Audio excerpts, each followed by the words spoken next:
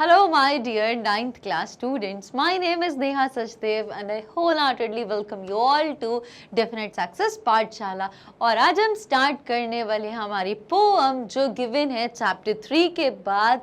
Chapter का title है the little girl और पोअम जो इसके बाद गिवन है जिसका टाइटल है the rain on the roof, जिसको कंपोज किया है कर्ट स्किनी ने। तो बहुत ब्यूटीफुल सी पोम है rain on the roof.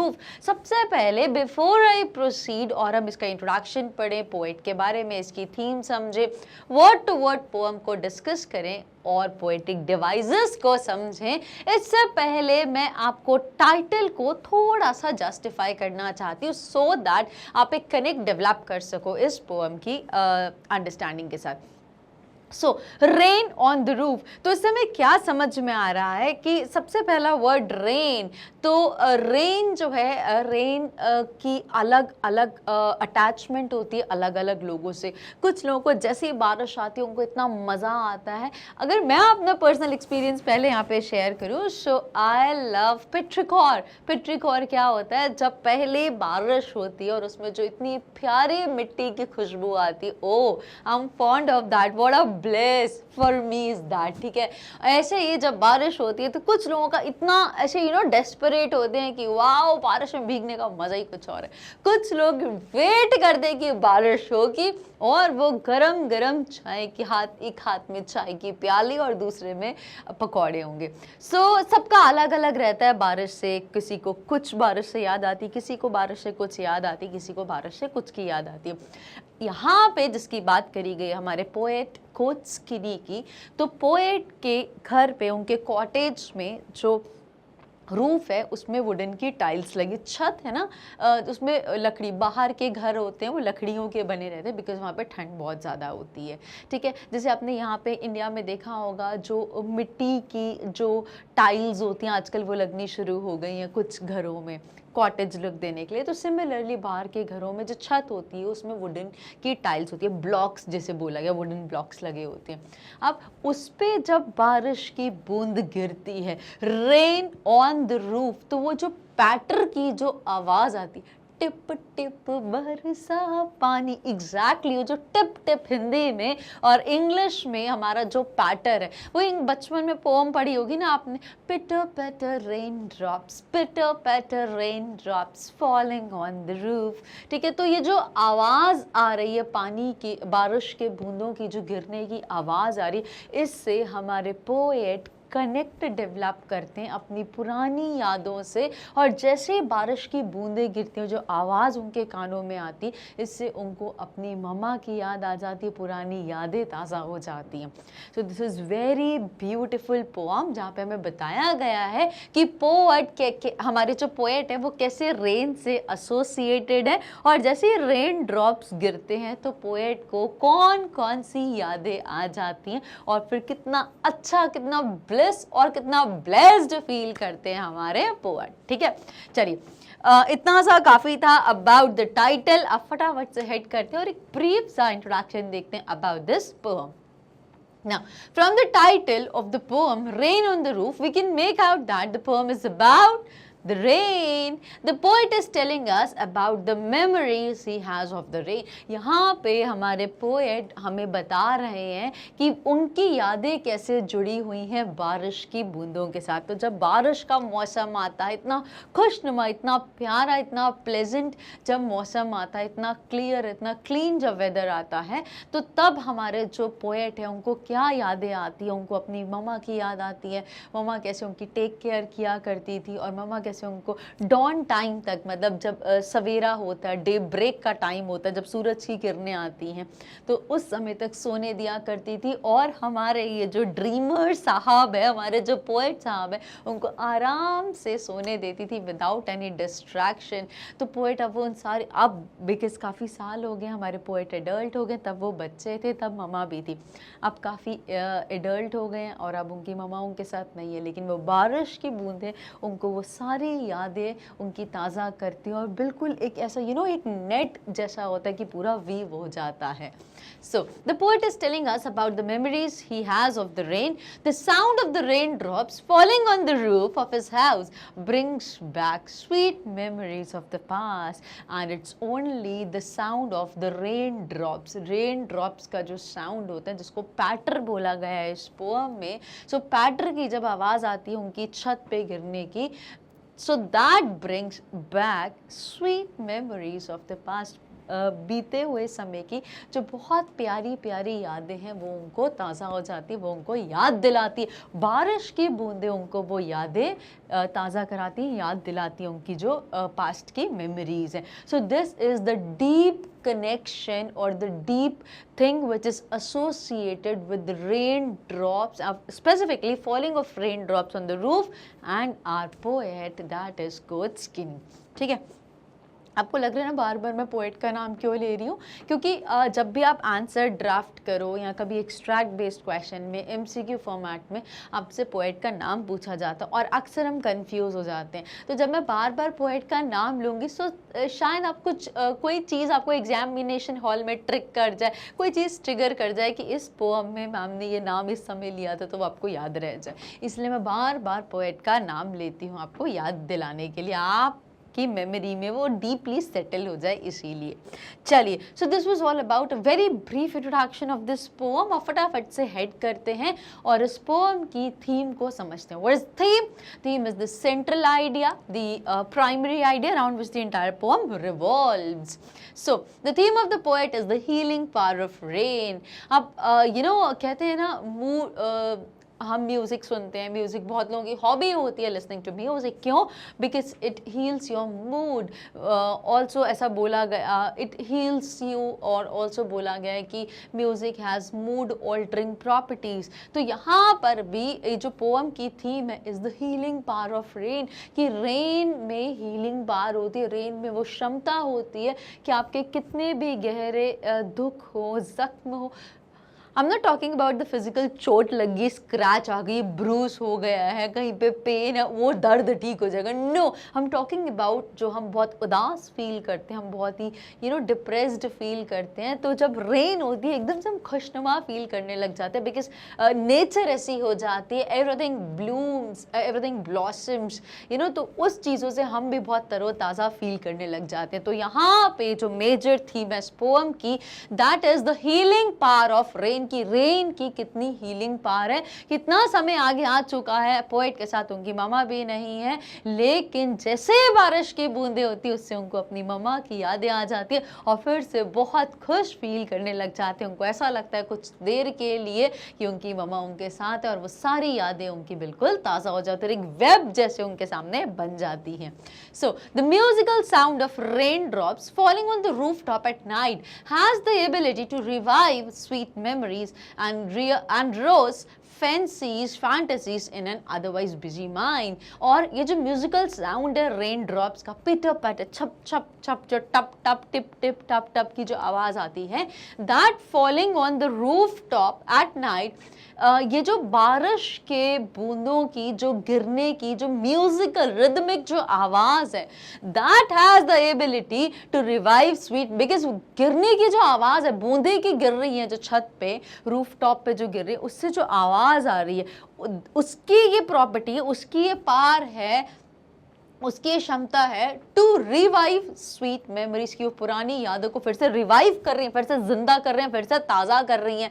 And rose fancies in an otherwise busy mind, और वो जो फैंटेसीज थी, वो जो एडमायर करती थी, जो डिज़ायर्स थे, उनको फिर से ताज़ा जिंदा कर रहे हैं, उनको बिल्कुल जगा रहे हैं. जो इतना बिजी माइंड, इतने सारे थॉट्स रहते हैं, लेकिन बारिश की बूंदे से पुरानी यादें उनकी ताज़ा हो रही हैं और उनके दिमाग में जो बहुत चीज़ें चल रही थी, उनकी डिस्पाइट बारिश की बूंदों से वो जो फैंटेसीज हैं, जो फैंटेसाइज करते हैं, जो एडमायर करते हैं, जो डिज़ायर करते हैं, वो एकदम से ताज़ा हो गई, एकदम से जाग जाती है, अलर्ट हो जाती है. द रेन दस soothes and comforts an overworked mind by taking it back to its lovely past. और बहुत ब्यूटिफुली फ्रेम किया गया है। Therefore हम बोल सकते हैं रेन सूद करती है, कंसोल करती है हमें और कंफर्ट करती है एक ओवरवर्क्ड माइंड को by taking it back to its lovely past. जब हम डे टू डे लाइफ की जो हसल बसल में हम इतने ज़्यादा इन्वॉल्व हो जाते हैं, जहाँ पे हमारा पीस ऑफ माइंड,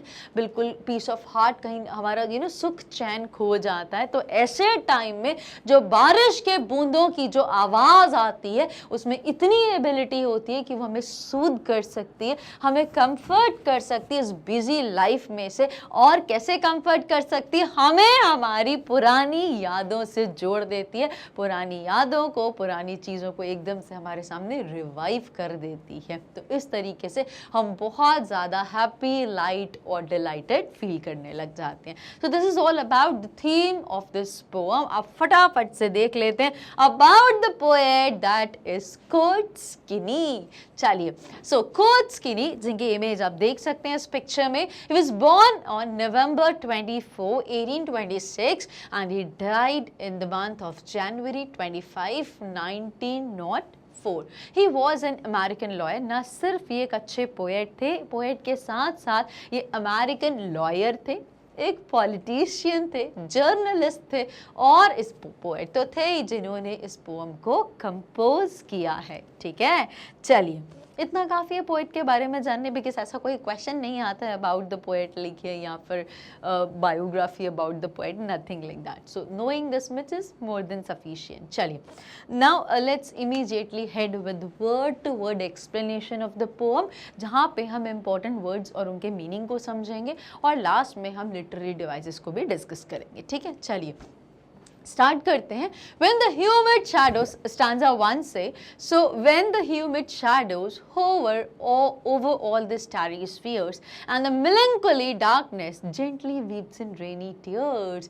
तो पोएट हमारे यहाँ पे इमेजिन कर रहे हैं, यहाँ पे बता रहे हैं when the humid shadows hover, जब बारिश होती है तो कैसे ह्यूमिडिटी हो जाती है, जो बादल है उनमें पूरा पानी भर जाता है, ह्यूमिड हो जाता है, बिल्कुल घने काले काले बादल छाने लग जाते हैं, फिर बारिश होने लग जाती। तो ऐसे जब ह्यूमिड शैडोज होवर, तो ऐसे ही क्या बोला गया कि जो भी बिल्कुल इससे पहले या बिल्कुल जहाँ पे हमें शैडोज, जब सन होता है तो शैडो क्लियर दिखती है, ठीक है, सन नहीं होता तभी बारिश होती है जब घने काले बादल छाते हैं। तो अब जो है ह्यूमिड शैडोज जो है, अब शैडोज कुछ भी नहीं दिख रही, वो सिर्फ ह्यूमिड हो गई है, नम हो गई है, and that hovers over all the starry spheres. अब घने काले काले जो बादल हैं वो कहाँ पे, होवर का मतलब छा जाना, कहाँ पे छा गए हैं, over all the starry spheres. Starry sphere मतलब स्टार का जो स्फीयर है, उनका जो जोन है, उनका जो एरिया है, मतलब बादलों में जहाँ पे हमें बिल्कुल तारे टिमटिमाते हुए दिखते हैं, पूरा जो स्काई है वो लिट अप हो जाता है from the light of this twinkling stars. अब वहाँ पे क्या छा गया, बिल्कुल घने घने काले बादल ने उनको ढक लिया है। अब जब आपको पता होगा ना, जब चांद तारे नहीं दिखते तो हम ऐसा प्रिटेंड करते हैं आज बारिश नहीं होगी, बिकॉज बहुत बिल्कुल स्टार्स दिख रहे हैं, आज क्लियर मून है, स्टार्स दिख रहे हैं, तो आज ऐसा लगता है बारिश नहीं होगी। लेकिन जब एक भी स्टार या मून हमें देखने को नहीं मिलते हैं स्काई में, हमें लगता है यार आज तो बादल छाए हुए हैं, आज बारिश होने के चांसेस है। ठीक है, तो यहाँ पे यही समझाया है, पोएट यही बोल रहे हैं, जब कि आप पहले क्लाइमैक्स बताए कि बारिश आती कब है, वो सिचुएशन आपको बताना चाहते हैं, आप इमेजिन करिए ऐसा, फिर उसके बाद आपको वो बताएंगे कि उनकी कैसे यादें जुड़ी हुई हैं इस बारिश की बूंदों से, बारिश की बूंदों के गिरने की आवाज से precisely, right. So when the humid shadows hover, और जब ये घने घने काले बादल छा जाते हैं क्लियर स्काई पे, मतलब क्लियर स्काई कैसे जस्टिफाई हो, बिकॉज स्टार्स वहां पे शाइन कर रहे हैं, ठीक है, and the melancholy darkness। what is humid shadows over, meaning देख लेते हैं फटाफट से। humid something which is full of moisture, कहते हैं ना ह्यूमिडिटी हो गई है, बहुत ज़्यादा मॉइस्चर है वेदर में। shadows refers to the moisture laden clouds which cast a shadow on the earth। तो अब ये जो घने काले बादल है, बारिश पानी, आपको पता होगा ना, आपने रेन की साइकिल पढ़ी है कि जो वाटर बॉडीज होती हैं उनमें पानी बहुत हीट अप हो जाता है, पानी वापरेट हो जाता है और बादलों में वो रुक जाता है, कंडेंस हो जाता है, उसके बाद जब बहुत हैवी हो जाता है तो वो टिप टिप बारिश के फॉर्म में गिरने लग जाता है। तो यही यहाँ पे बोला है कि ह्यूमिड शैडोज किसको रेफर किया गया, to the moisture laden clouds, जो जिनमें वो बादल जिनमें बिल्कुल पानी भरा हुआ मॉइस्चर है, जिनमें विच कास्ट शैडो अंदर, जो अर्थ पे शैडो कास्ट करे, घने काला अंधकार छा जाता है अर्थ पे या धरती पे, जब पूरा काला काला अंधेरा छा जाता है, किसकी वजह से, बिकॉज काले बादलों की वजह से, क्लैरिटी नहीं रहती, स्काई क्लियर नहीं होती है। So that hover means move around something, किसके आसपास पूरा मंडरात, घने काले बादल छा जाना, मंडरा लेना, ऐसा कुछ भी वर्ड बोल सकते हो। So that when the humid shadows over all the starry spheres and the melancholy darkness, और यहाँ पे क्या बोला गया, melancholy का मतलब क्या है यहाँ पे, सैड, बहुत ही उदास, और ये जो इतने उदास जो डार्कनेस है, मतलब क्या बादल उदास हो सकते हैं, नहीं, तो यहाँ पे एक हमारा लिटरेरी डिवाइस यूज कर बाद में डिस्कस करेंगे, ठीक है, अभी ध्यान देते जाइए। And the melancholy darkness, melancholy का मतलब कहते हैं बहुत ही सैड, बहुत ही उदास। अब ये जो अंधेरा है बहुत उदास, negative, you know, dark negative लगता है, थोड़ा सा नेगेटिव एसोसिएशंस होते हैं डार्क कलर के, डार्क चीज़ों के। एंड द मेलंकली डार्कनेस, और इतनी उदास है जो डार्कनेस है, ये बिल्कुल ब्राइट नहीं है, बिल्कुल क्लियर नहीं, बहुत उदास लग रही है। जेंटली वीप्स इन रेनी टीयर्स, अब ऐसा लगता है कि इतने उदास बादल हैं, इतना दुखी बादल हैं, इतना हैवी हार्ट हो गया इनका, that gently weeps in rainy tears, और अचानक से इधर उधर करके आंसू जैसे गिरते हैं, वैसे बादलों से बारिश गिरने लग जाती है। मतलब इतने उदास हो गए, इतना डार्क, इतना मेलंकली डार्कनेस, इतना अंधकार, कितना उदास कर रहा है, इतना बुरा फील हो रहा है कि अचानक से क्या होता है, जेंटली, बहुत सॉफ्टली, अचानक से आंसू आंखों से, जैसे आंसू गिरने लग जाते हैं जब दिल बहुत भारी हो जाता है, कोई बात ऐसी लगती है तो आंसू गिरने लग जाते हैं। सिमिलरली बादल भी अब इतने डार्क हो गए, और वो जो डार्कनेस है वो इतनी उदास वाली है कि वो इतनी पीक हो गया उस ग्रीफ का, उस सैडनेस का, कि अचानक से जेंटली वीप्स इन रेनी टीयर्स, अचानक से वो वीप करने लग जाते हैं, रोने लग जाते हैं, इन रेनी टीयर्स, जैसे कि बारिश गिरती है, जैसे कि इंसान की आंखों से आंसू टपकने लग जाते हैं, वैसे बादल से बारिश की बूंदें गिरने लग गई हैं। आई होप यू अंडरस्टूड, ठीक है। चलिए अब हेड करते हैं हमारे नेक्स्ट स्टैंजा की तरफ। What a bliss! और ऐसे मौसम में मतलब एक तरफ कितना डार्क सीन दिखाया हुआ है कि जिसकी वजह से बारिश आती है, बट जैसे ही बारिश आती है तो ये सारी चीजें छुप जाती है और एक ब्राइट व्यू दिखने लग जाता है हमारे पोएट को।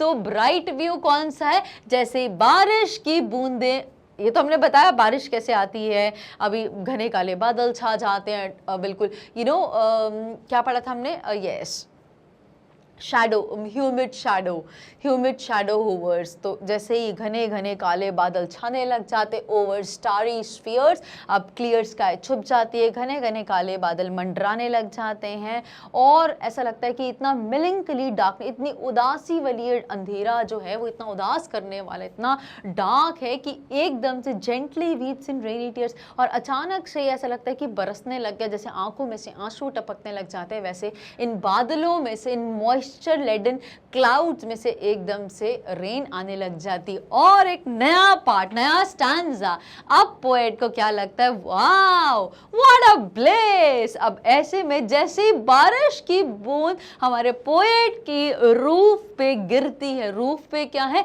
वुडन के ब्लॉक्स लगे, वुडन की टाइल्स हैं ऐसी ऐसी फॉर्म में कॉटेज में, तो जैसे ही वो बूंद टप टप पैटर का जो पिटर पैटर का जो साउंड है, जैसे वो रेन ड्रॉप उनकी छत पे गिरती है रूफ पे, और हमारे पोएट को वो आवाज आती है कानों में पिटर पैटर की, तो उसको बोलते व्हाट अ ब्लिस। अब ऐसे में wow what a bliss, bliss means happiness, कितना अच्छा फील हो रहा है। To press the pillow, press करना मतलब उसको पकड़ के दबाना नहीं है, प्रेस का मतलब होता है कि अब हम सो रहे हैं तो मतलब जैसे हम मान लीजिए पिलो है और हमारा ये हेड है, तो हम इस पर जब सोते हैं तो पिल्लो प्रेस हो जाता है, ठीक है, तो वो बोला गया है यहाँ पे। So what a bless to press the pillow, ऐसे मौसम में वो सोना चाहता है। बिकॉज आगे हम जब पढ़ेंगे अभी पोएम में हमें पता चलेगा पोएट का जो बेस्ट पार्ट है बारिश के मौसम में। देखिए बहुत सारे बच्चों का होता है बारिश में, कुछ लोग बोलते हैं बारिश जैसे ही आती है, मैंने अपना पर्सनल एक्सपीरियंस बताया। पिट्रिक और is the favourite thing that I love, not during rains but absolutely when rain starts, ठीक है। तो वो जो मिट्टी की जो खुशबू आती है ऐसा लगता है कि इसको खा लो, नाउ मिट्टी खाने का मन करता है। ऐसे ही कुछ बच्चों को लगता है बारिश आ रही, देख रहा control themselves when they suddenly run out of their homes और वो बारिश में भीग जाते हैं। कुछ लोग अपने पेपर की बोट्स बनाते हैं और उनको पानी में फ्लोट करते हैं। कुछ बच्चे क्या करते हैं कि बारिश में अलग अलग डेलिकेसीज खाने का मन करता है, कुछ fritters, hot beverages, something like that. तो सिमिलरली हमारे पोएट के लिए जब बारिश होती है उनको कुछ खाने पीने का तो मन नहीं करता, लेकिन उनका मन करता है कि बस वो ऐसे पिल्लों पे सिर रख के बस लेटे रहे। क्यों? आगे बढ़ते हैं। Of a cottage chamber bed and lie listening to the patter of the soft rain overhead। और क्या बोलते हैं, what a bliss to press the, और ऐसे मौसम में जब बारिश की बूंदें छत पे गिर रही हैं और टिप टिप की आवाज़ जो मेरे कानों में आ रही है, कितना अच्छा है कि मैं ऐसे पिल्लों पे सर रख के लेटा रहूं। कहाँ पे? और वो कॉटेज चैम्बर। कॉटेज चैम्बर किसको बोले? कॉटेज मतलब घरों को बोला गया, लकड़ी के घरों को जो बहुत प्यारे प्यारे बने होते हैं और उसमें चेम्बर्स होते हैं। चेम्बर्स यहाँ पे रूम को बोला गया है। सो कॉटेज का जो चैम्बर है वहाँ पे जो उनका बेडरूम है उसको बोला गया। और अपने बेड पर वो क्या बोले, and lie listening to the patter, वहां पे बस मैं अपने पिल्लो पे सर रख के लेटा रहूं और किसको सुनूं? वो पैटर को सुनता रहूं। What is patter? The sound of rain drops falling on the roof. Pitter pitter rain drops, pitter pitter rain drops falling on you, ठीक है। तो ये, और वो क्या बोलते हैं, वो कितना अच्छा, कितना खुशनुमा, कितना प्लेजेंट सी ये फीलिंग है, कितनी खुशी भरा ये मोमेंट है जब ऐसे बारिश की बूंदें मेरी छत, मेरी कॉटेज के रूफ पर गिर रही हैं और मुझे पैटर की आवाज़ आ रही है और मैं इसको बस सुनता रहूं और अपना सर अपने पिल्लों पे रख के बिल्कुल ऐसा लेटा रहूं। Now what a bliss to press the pillow of a cottage chamber bed and lie listening to the patter of the soft rain overhead। और बस वो पैटर की जो आवाज़ है, बारिश की बूंदों की जो आवाज़ है, वो जो पैटर साउंड है ऑफ द सॉफ्ट रेन, जो बहुत सॉफ्ट रेन हो रही है घर के ऊपर, मतलब रूफ पे, बस इसको आराम से सुनता रहूं। कितनी अच्छा, ये कितना प्लेजेंट या कितना हैप्पीनेस वाला मोमेंट है मेरे लिए। What a bless end of course what a blessing is this, क्योंकि इस ब्लेसिंग से क्या हो रहा है, हमारे पोएट को उनकी मम्मा की याद आ रही है और उनसे जुड़ी जितनी भी उनकी पास्ट की मेमोरीज थी वो सब उनके सामने ताज़ा हो रही है, जिंदा हो रही है और वो कलेक्ट कर रहे हैं और वो एक वेब जैसा उनके दिमाग में बन रहा है और जिसकी आवाज़ भी उनके दिल में गूंज रही है, एको कर रही है। Now every tinkle on the shingles has an echo in the heart and 1,000 dreamy fancies into busy being stand। और थर्ड स्टैंजा में पोएट क्या बोलते हैं कि जब ऐसा बारिश का माहौल बनता है, जब, और मेरा मन तो ये करता है, मेरा मीन्स पोएट का, कर्ट स्किनी का मन ये करता है कि वो अपने कंफर्टेबल बेड, कॉटेज चैम्बर के जो कंफर्टेबल उनका जो बेडरूम है उसमें जो बेड है उससे बिल्कुल पिल्लो पे हेड करके वो ऐसे लेटे रहें और वो आवाज़ को बहुत अच्छे से वो सुनते रहें, जो सॉफ्ट रेन ड्रॉप्स उनके घर की छत पे गिर रहे हैं। और आगे क्या बोलते हैं थर्ड स्टैंजा में, every tinkle on the shingles. Every tinkle on the shingle मतलब हर एक जो बूंद है उनकी वुडन वाली जो टाइल्स, छत की टाइल्स पे हर एक जो टिंकल की जो बूंद जो गिर रही है। So tinkle means short light ringing sound, tinkling करते हैं ना टिंकल, तो वो जो छोटा सा जो रिंगिंग साउंड बोला गया है ऑन द शिंगल्स। शिंगल्स किसको बोले? Rectangular wooden tiles used on roofs. तो छत पे वो जो रेक्टेंगुलर शेप की, जैसे आपने हिंदी में भी पढ़ा होगा, पढ़ा नहीं होगा या आपने को पता होगा, जो इंडिया में भी यूज़ होता है घरों में, जब ऐसे मान लीजिए ये छत है तो यहाँ पर आपने आजकल देखा होगा ये ऐसे रेक्टेंगुलर शेप के ये जो वुडन ब्लॉक्स होते हैं, इंडिया में हम देखें तो मड के होते हैं, मिट्टी के बने हुए होते हैं, आयरन के हो सकते हैं, लेकिन अगर हम बाहर की कंट्रीज़ की बात करें तो स्पेसिफिकली ये वुडन ब्लॉक्स होते हैं, जिनको वुडन ब्लॉक्स बोल दो या इनको वुडन टाइल्स भी आप बोल सकते हो, जो छत पे लगाई जाती हैं, ठीक है, बिकॉज लकड़ी के घर अक्सर बनते हैं जिनको इसलिए हमने कॉटेज बोले। तो अब वो क्या बोल, एवरी टिंकल ऑन द शिंगल, तो हर एक बूंद जो इन टाइल्स पर जो गिर रही है, वो जो शॉर्ट लाइट, जो रिंगिंग, जो बहुत छोटा सा, बहुत हल्का सा, बहुत प्लेजेंट सा वो जो साउंड आता है, जैसे टक करके जो आवाज़ आ रही है, एवरी टिंकल, हर एक बारिश की बूंद जो साउंड क्रिएट करती है इन टाइल्स पे, that has an echo in the heart, इसकी आवाज़ मेरे दिल में गूंज रही है। एको करना मीन्स रिपीटेड साउंड, गूंजती है आवाज़। तो ये जो आवाज़, जो बारिश के बूंद के गिरने की जो आवाज़ आ रही है वुडन टाइल्स पे, वो आवाज़ मेरे दिल में गूंज रही है, इको कर रही है। एंड 1000, और इसके साथ साथ हज़ारों ड्रीमी फैंटेसीज, और हज़ारों जो उनकी फैंटेसीज हैं, हज़ारों जो उनकी जो एडमायर करते हैं, जो डिज़ायर करते हैं, जो फैंटासाइज करते हैं, वो उनके बिजी दिमाग में, बिजी दिमाग क्यों बोला है, इनटू बिजी बीइंग स्टार्ट। तो बिजी बीइंग क्या है, वो खुद बिजी है, not exactly, in a way you can say, but जो मेंटली वो ऑक्यूपाइड रहते हैं, बहुत बिजी, क्योंकि पूरा दिन देखो आप कुछ भी नहीं कर रहे तो थॉट्स तो आपके दिमाग में आ जा रहे हैं, दिमाग तो चलता ही रहता है। तो बिजी जो दिमाग पूरा टाइम रहता है, लेकिन जैसे ही वो बारिश की बूंद जो छत के टाइल्स पे, वुडन टाइल्स पे गिरती है, वो एक जो टिंकल का जो साउंड आता है ऑन शिंगल, उससे क्या होता है, उसकी जो गूंज होती है, उसकी जो आवाज़ होती है, उनके दिल में गूंजती है। और उसके साथ साथ हज़ारों फैंसी, जो उनकी हज़ारों जो ड्रीम, जो डिज़ायर्स होते हैं, वो क्या करते हैं, एकदम से उनके दिमाग में वो फिर से बिल्कुल चलने लग जाते हैं। वो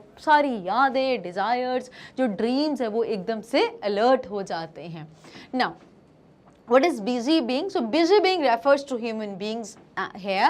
The poet is referring to himself. यहाँ पे busy being poet को खुद को बोल रहे हैं, और यहाँ पे busy being मतलब ये नहीं कि पूरा टाइम काम करते रहते हैं, in a way you can say as I said earlier, but यहाँ पे रेफर करें उनके दिमाग में जो इतने थॉट्स आते जाते रहते हैं, वो बारिश की बूंद गिरने से ना सिर्फ उनके दिल में वो आवाज़ गूंजती है, वो पैटर की आवाज़, वो जो टिंकल का जो साउंड है ना, वो सिर्फ उनके दिल में गूंजता है, बल्कि इसके साथ साथ हज़ारों यादें जो हैं वो उनके दिमाग में बिल्कुल ताज़ा हो जाती हैं। And 1000 dreamy fancies into busy being start, इतने ऑक्यूपाइड माइंड में भी वो बारिश की एक बूंद भी जो है वो एकदम से माइंड को अलर्ट कर देती है। और जितने 1000 ड्रीमी जो फैंसीज हैं, जो वो ड्रीम करते हैं, एडमायर करते हैं, जो डिज़ायर्स हैं उनकी, वो एकदम से बिल्कुल अलर्ट हो जाती हैं।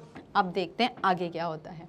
Now, in the next stanza, and 1000 recollections weave their air threads into woof, as I listen to the patter of the rain upon the roof. और अब यहाँ पे पोएट क्या बोलते हैं, और इसके साथ साथ हज़ारों यादें ताज़ा हो रही हैं, दिल में गूंज रही है वो आवाज़, टिंकल का साउंड गूंज रहा है जो शिंगल पे गिर रहा था, उसके साथ दिल में आवाज़ आ रही है, दिमाग में यादें आ रही है, हज़ारों यादें, और क्या क्या हो रहा है। And 1000 recollections weave their air threads into woof, और ऐसी हज़ारों यादें, इतनी पुरानी पुरानी जो पास्ट की इवेंट्स हैं, जो पास्ट की मेमोरीज हैं, वो सारी बिल्कुल बुनने लग जाती हैं their air threads into woof। तो यहाँ पे जैसा कि आपने ध्यान दिया होगा कि ये क्या है, इसको वेफ्ट बोला जाता है, जहाँ पे आप देख सकते हो कि एक एक थ्रेड है, इनको कनेक्ट कर करके एक पूरा लूम बन रहा है, एक पूरा फैब्रिक बन रहा है, तो उसको बुन के पूरा एक वेब बन जाता है, एक पूरा फैब्रिक बन जाता है कपड़े के सेंस में और यादों के सेंस में। एक एक याद जुड़ के पूरी यादों का जाल बन गया है। और ऐसे 1000 रिकलेक्शंस, जो उनकी जो पुरानी जो यादें, हज़ारों पुरानी यादें जो हैं बीते हुए समय की, दैट वीव, वो बुन जाती हैं, क्या बुनती हैं, their air threads into woof. अब एक एक एयर थ्रेड मतलब एक एक धागा बुन के पूरा फैब्रिक बन जाता है। तो एक एक पुरानी इतनी हज़ारों जो यादें हैं वो बिल्कुल एक एक करके वो कलेक्ट हो रही है, वो बुनती जा रही है और एक पूरा वूफ बन गया है। एज आई लिसन, कब होता है, as I listen to the patter of the rain upon the roof, जब वो बारिश की बूंद की आवाज सुनते हैं जो उनके घर के छत पे गिरती है. Now in memory comes my mother, as she used in years agone, to regard the darling dreamers. She left them till the dawn. और अब यहाँ पे फाइनली क्या बोल रहे हैं हमारे पोएट कि अब मेरी यादों में कौन आ रहा है ऐसे माहौल में. अब में जो यादें, हजारों पुरानी यादें जो बुन रही हैं, उन यादों में कौन है. Now in my memory comes my mother. और उन यादों में जो बीते समय की यादें हैं उनमें कौन आ रहा है, मेरी सिर्फ इकलौती मदर आ रही हैं. As she used in years agone, जैसे बहुत सालों पहले मेरी मम्मी मेरे साथ हुआ करती थी. बट इससे पता चल रहा है कि अब उनकी मदर उनके साथ नहीं है, वो सिर्फ हमारे पोएट की यादों में आती हैं. To regard the darling dreamers, जैसे कि मम्मी बहुत सालों पहले आती थी रिगार्ड करने के लिए the darling dreamers. Darling dreamer कौन, जैसे बच्चे को बोलते हैं ओ माय डेलिकेट डार्लिंग, तो ऐसे मदर अपने बच्चे को बोल रही है डार्लिंग ड्रीमर्स, क्योंकि सुबह का टाइम हो गया है और वो उनको सोने देती है कि जो तुम सपने देख रहे हो देते रहो, देखते रहो, उनको डिस्टर्ब नहीं करती थी. She left them till the dawn. Ere means old poetic word है जो बिफोर के लिए यूज किया जाता है. Before she left them till the dawn. Dawn का टाइम डे ब्रेक का टाइम, जब सूर्य उदय होता है, जब अंधेरा खत्म होता है और दिन शुरू हो जाता है, तो वो डे ब्रेक डॉन बोला गया. डस्क सूर्य अस्त का टाइम, डॉन सूर्य उदय का टाइम. ठीक है. सो अब क्या बोल रहे हैं, ऐसे इतनी पुरानी यादें जब कलेक्ट होनी शुरू हो जाती तो उनमें याद सिर्फ मुझे मेरी मदर की आती है. जैसे वो बहुत सालों पहले क्या किया करती थी, अपने बच्चे को प्यार से वो सोने दिया करती थी. सुबह हो जाती थी लेकिन अपने बच्चे को डिस्टर्ब नहीं करती, डिस्ट्रैक्ट नहीं करती थी और बोलती थी let you sleep and you dream well. Now finally in the last stanza poet बोल रहे हैं, oh I feel her fond look on me as I list to this refrain which is played upon the shingles by the patter of the rain by Kutskini. तो अब यहाँ पे क्या बोल रहे हैं, oh I feel her look on me. अब मुझे ऐसा फील हो रहा है कि मेरी मतलब अभी वो आंखें बंद हैं, वो सारी मेमोरीज पास्ट की कलेक्ट कर रहे हैं, उनमें सिर्फ उनकी मम्मा दिख रही है जो कैसे सुबह का टाइम हो गया है लेकिन कर्टन को वो ड्रॉ कर रही है, वो अंधेरा रेज नहीं कर रही, कर्टन को खोल नहीं रही कि लाइट ना आए. डे ब्रेक का टाइम हो गया, सूर्य उदय हो गया, सन रेज मेरे बच्चे पे ना आए, वो डिस्ट्रैक्ट ना, उसको सोने देती थी प्यार से. कंफर्टेबल तो है ना मेरा बच्चा, और आराम से बेटा सपने देखते रहो, तू सो जा, अभी नहीं उठो, सपने देख रहे हो देखते रहो. और ऐसे में इन यादों में उनको अपनी मम्मी की ये पूरा सीन दिमाग में याद आ रहा है जब वो सुनते हैं. एज आई लिस्ट यहाँ पे लिसन को बोला गया. मैंने आपको पहले ही बताया था ना, जो पोएट्स होते हैं ना, ये नहीं पोएट्स की नहीं, सारे पोएट्स ऐसा ही करते हैं. तो पोएट्स अनड्यू एडवांटेज लेते हैं, इनके पास एक पोएटिक लाइसेंस होता है जिसकी वजह से वर्ड को तोड़ मड़ोड़ कर सकते हैं, कुछ भी कर सकते हैं. तो अब यहाँ पे क्या बोल रहे हैं, as I list to this refrain, जैसे वो सुनते हैं. रेफ्रेन किसको बोलेगा, पोएटिक डिवाइस है, repetition. Yes. So what is this, list का मतलब ओल्ड पोएटिक वर्ड है लिसन के लिए. Refrain repeated part of a song और a poem, here the sound of the rain. अब यहाँ पे रिफ्रेन के बार बार जो पैटर का जो साउंड आ रहा है. अब oh I feel her fond look on me. अब यहाँ पे पोएट बोलते हैं कि मुझे ऐसा लग रहा है कि मम्मा मुझे देख रही है. I feel the fond look on मी, कि मम्मा मुझे बहुत प्यार से देख रही है, सराह रही है और मुझे और थोड़ी देर तक सोने दे रही है, बिकॉज उनको लग रहा है कि मेरा बच्चा, मेरे डार्लिंग कुछ अभी सपना देख रहा है. जब वो सुनते हैं, as I list to this refrain, poet बोले जब मैं सुनता हूँ इस बार बार बारिश की जो बूंदें जो गिर रही हैं छत पे, वो सुनता हूँ तो मुझे मेरी मम्मा की वो पुरानी यादें फिर से याद आने लग जाती है. which is played upon the shingles by the patter of the rain. ये कौन सी रिफ्रेन, ये कौन सी आवाज है, बारिश के बूंदों की. so which is played upon the shingles, ये जो shingles है, वुडन जो ब्रिक्स हैं उस पे जो गिर रही है, by the patter of the rain, तो वो जो आवाज बार बार आ रही है वो सिर्फ मेरे दिल में नहीं गूंज रही है, वो सिर्फ मेरे हार्ट में एको क्रिएट नहीं कर रही है, बट जिससे हजारों पुरानी यादें ताज़ा हो रही हैं. मैं बहुत कुछ फैंटेसाइज कर रहा हूँ, मैं कुछ कुछ ड्रीम कर रहा हूँ, 1000 ड्रीम्स रिकलेक्ट हो रहे हैं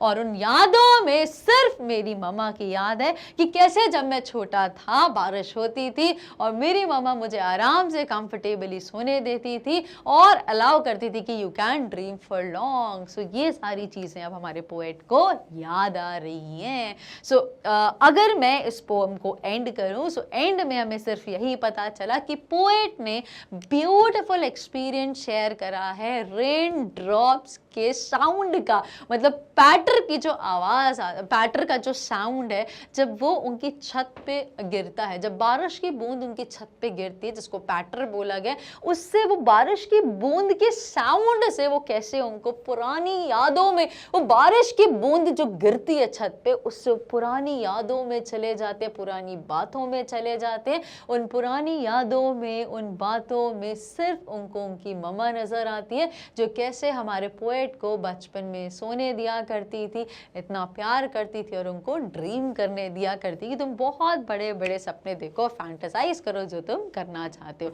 अब क्योंकि पोएट मैच्योर हो गए हैं, काफ़ी एज हो, मतलब एडल्ट हो गए हैं, अब वो बच्चे नहीं रहे और उनकी मम्मा भी इस दुनिया में नहीं रही है, तो वो सिर्फ यादें उनको आती है, लेकिन वो भी तब जब बारिश की बूंदें उनकी छत पे गिरने। So this is the deep association of the patter with the poet Coates Kinney. I hope you enjoyed, समझ में आ गया। चलिए वीडियो एंड नहीं हुई है, क्योंकि अब हम डिस्कस करेंगे very important literary devices based on this poem. तो चलिए फटाफट से स्टार्ट करते हैं। First literary device that is imagery. हमारे पोएट कुर्ट स्किनी ने स्टार्टिंग से ही बहुत ब्यूटीफुली इमेजिनेशन का यूज किया है अपने रीडर्स को पोएम एक्सप्लेन करने में और इमेजिन करने में, so that they can feel it. ठीक है, तो imagery is the poetic device जिसको हम इमेजिनेशन बोलते हैं, जहाँ पे सेंसरीज का यूज़ करके, आप ऐसे बोल सकते हो 5 सेंसेस का, अलग अलग सेंस का यूज़ करके हम चीज़ों को और डीपली इमेजिन करते हैं और उनको समझते हैं। So the poem rain on the roof by Kurt Skinny is rich in visual and sensory imagery. तो मेजर इसमें जब हमने स्टार्टिंग स्टांजा में पढ़ा था, घने काले बादल पूरे छा जाते हैं, ठीक है, so that shadow, humid shadow clouds. तो और वो उसके बाद हमने क्या देखा था, सेंसरी इमेजरी की, जैसे हम कितना फील करते हैं कि जो साउंड है, जो पैटर है, वो जो बारिश की बूंद जो गिर रही है, टिंकल जो हो रहा है, छन की जो आवाज़ आ रही है शिंगल पे, उससे उनको उनकी याद आती है। सो ये कितना ब्यूटीफुल इमेजिनेशन है, ठीक है, विजुअल भी है, ऑडिटरी भी यूज़ हुआ है। सो दोनों का बहुत रिच यूज़ किया है हमारे पोएट ने पोएम को एम्फसाइज करने के लिए। The poet uses vivid descriptions to create a mental picture of the surroundings, जैसा कि patter of the soft rain, जो सॉफ्ट रेन की जो आवाज़ आ रही है, wow, isn't it beautiful? Yes, is it? It is. चलिए हेड करते हैं हमारे next poetic device that is personification. So what is it? जहाँ पे हम नॉन ह्यूमन चीज़ को जब हम ह्यूमन कैरेक्टर एट्रीब्यूट कर देते हैं तो उसी को पर्सोनिफिकेशन बोला जाता है।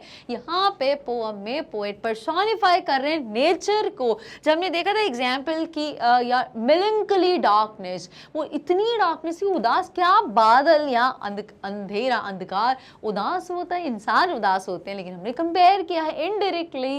ये एक और भी है, एक और जगह भी यूज होगा, मैं आगे बताऊंगी, ठीक है। So the poet personifies nature by attributing human qualities to non human things. For example, and the melancholy darkness, the melancholy darkness, darkness भी थी, वो इतनी उदास थी, डार्कनेस उदास हो सकती नहीं, बट बता रही इतनी उदास थी।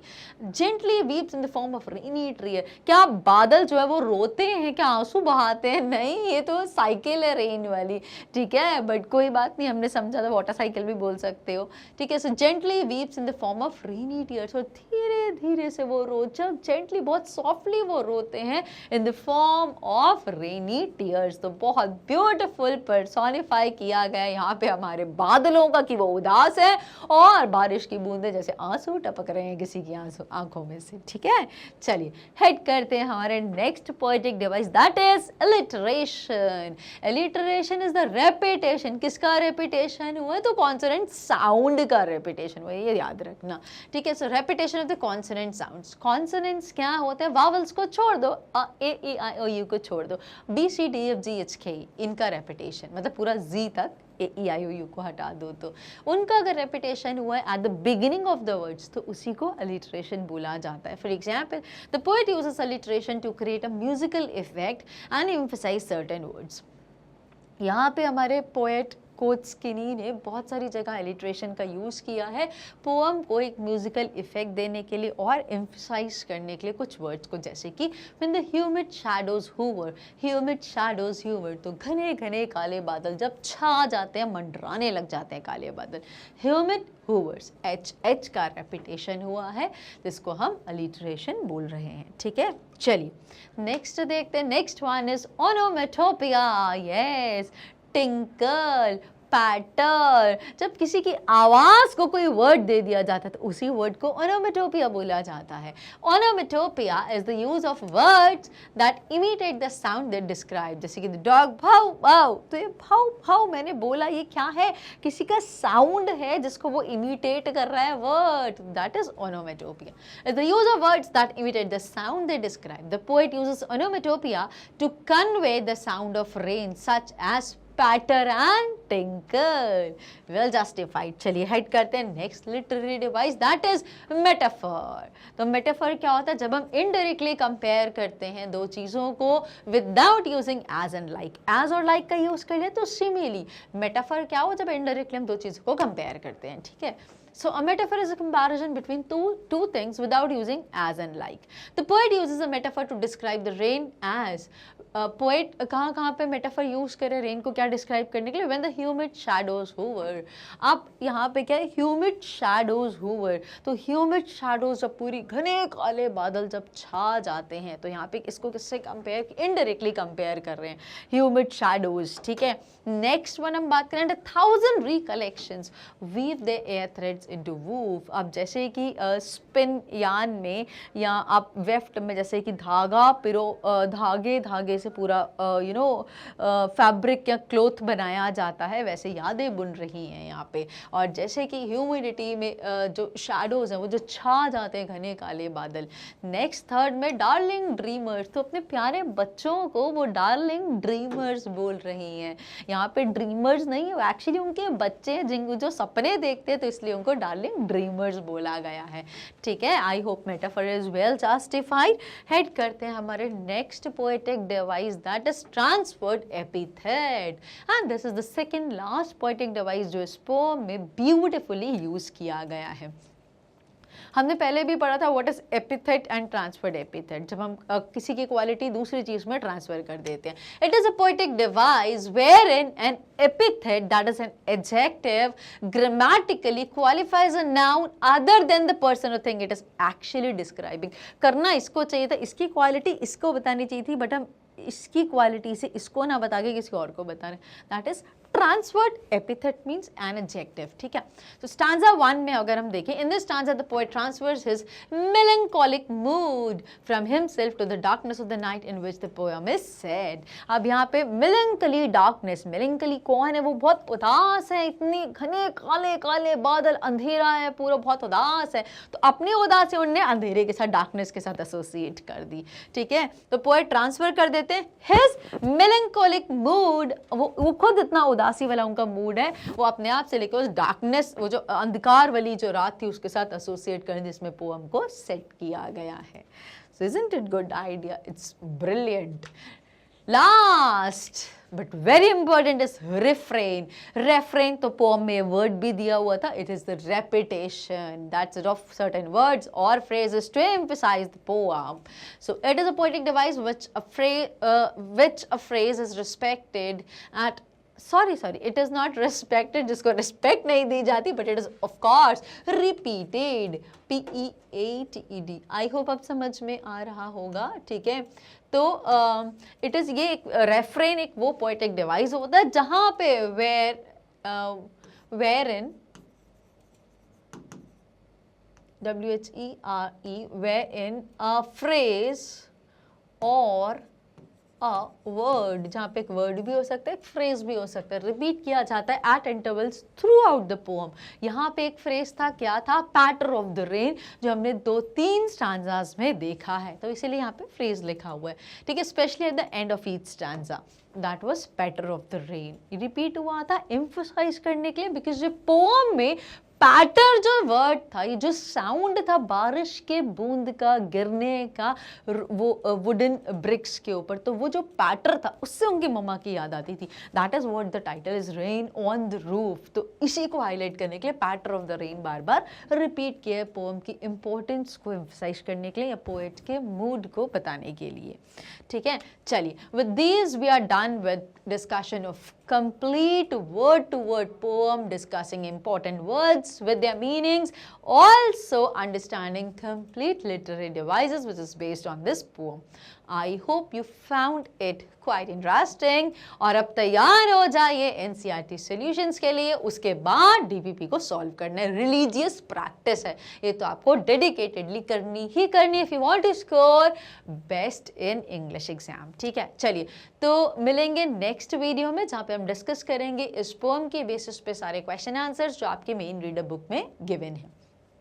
Till then, stay tuned and stay connected with us. All the best and enjoy summers.